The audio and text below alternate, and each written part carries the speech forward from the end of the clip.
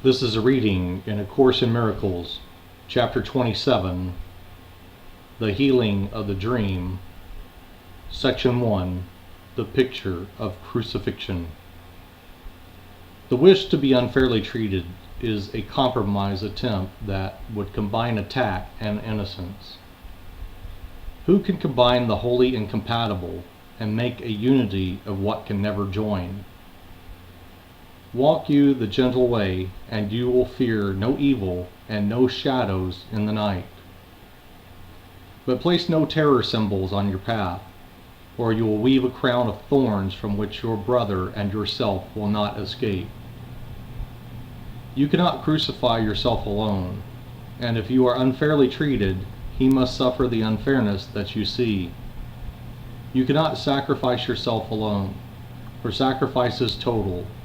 If it could occur, all it would entail the whole of God's creation and the Father with the sacrifice of His beloved Son.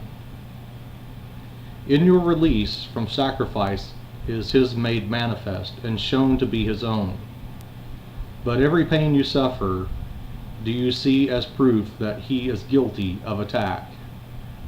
Thus would you make yourself to be the sign that He has lost his innocence, and need but look on you to realize that he has been condemned.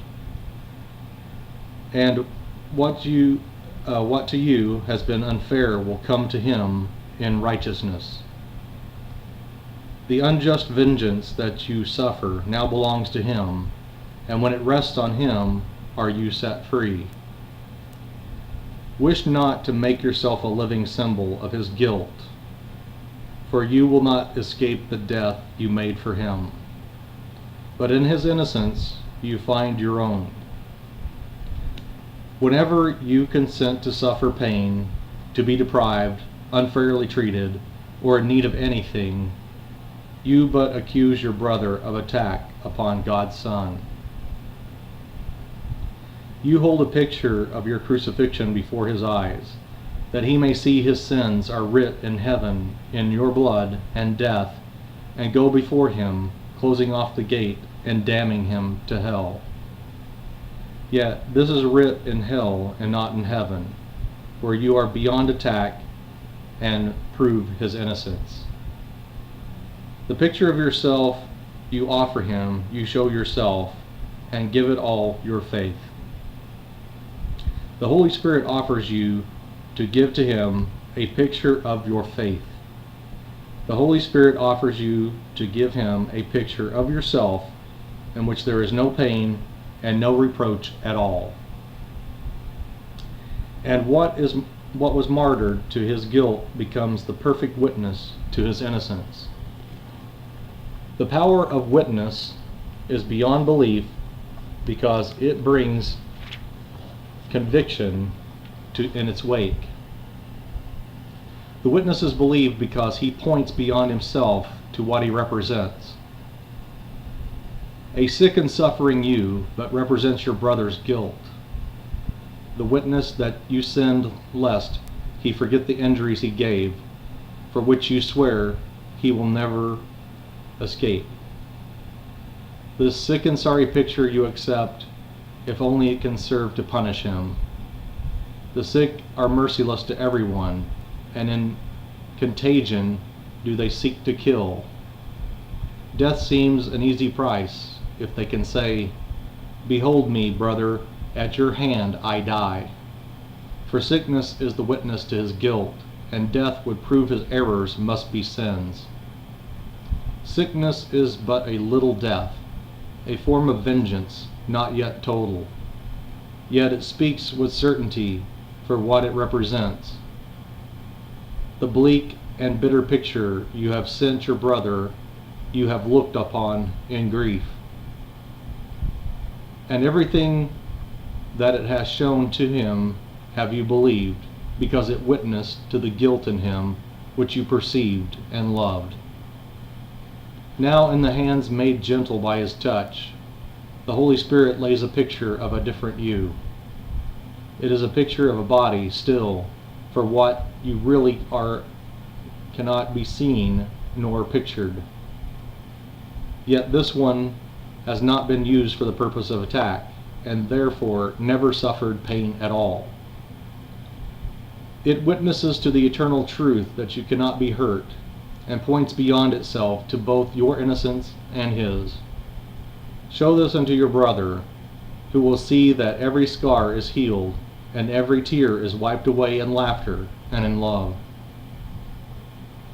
And he will look on his forgiveness there, and with healed eyes will look beyond it to the innocence that he beholds in you.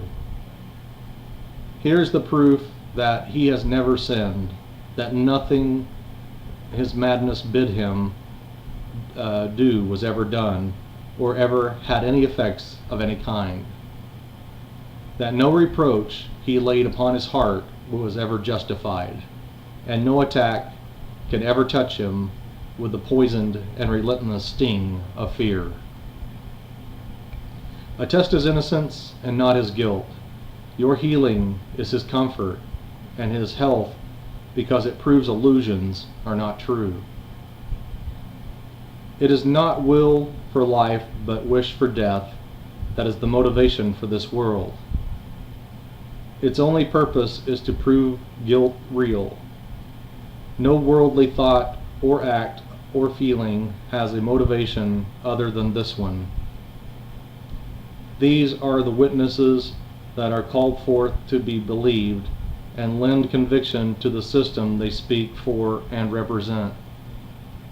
And each has many voices, speaking to your brother and yourself in different tongues. And yet to both the message is the same. Adornment of the body seeks to show how lovely are witnesses for guilt. Concerns about the body demonstrate how frail and vulnerable is your life. Easily destroyed is what you love. Depression speaks of death, and vanity of real concern with anything at all. The strongest witness to futility that bolsters all the rest and helps them paint the picture in which sin is justified is sickness in whatever form it takes. The sick have reason for each one of their unnatural desires and strange needs. For who could live a life so soon cut short and not esteem the worth of passing joys? What pleasures could there be that will endure? And not the frail entitled to believe that every stolen scrap of pleasure is their righteous payment for their little lives. Their death will pay the price for all of them, if they enjoy their benefits or not. The end of life must come, whatever way that life be spent. And so take pleasure in the quickly passing and ephemeral. These are not sins, but witnesses unto the strange belief that sin and death are real, and innocence and sin will end alike within the termination of the grave. If this were true, there would be reason to remain content to seek for passing joys, and cherish little pleasures where you can. Yet in this picture is the body not perceived as natural and without a goal inherent in itself. For it becomes the symbol of reproach, the sign of guilt, whose consequences still are there to see, so that the cause can never be denied. Your function is to show your brother sin can have no cause.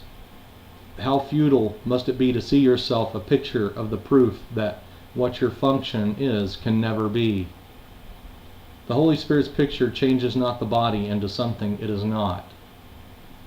It only takes away from all its signs of accusation and of blamefulness. Pictured without a purpose, it is seen as neither sick nor well, nor bad nor good. No grounds are offered that it may be judged in any way at all. It has no life, but neither is it dead. It stands apart from all experience of love or fear. For now it witnesses to nothing yet, its purpose being open and the mind made free again to choose what it is for. Now it is not condemned, but waiting for a purpose to be given, that it may fulfill the function that it will receive. Into this empty space, from which the goal of sin has been removed, is heaven free to be remembered. Here its peace can come and perfect healing take the place of death. The body can become a sign of life, a promise of redemption, and a breath of immortality to those grown sick of breathing in the fetid scent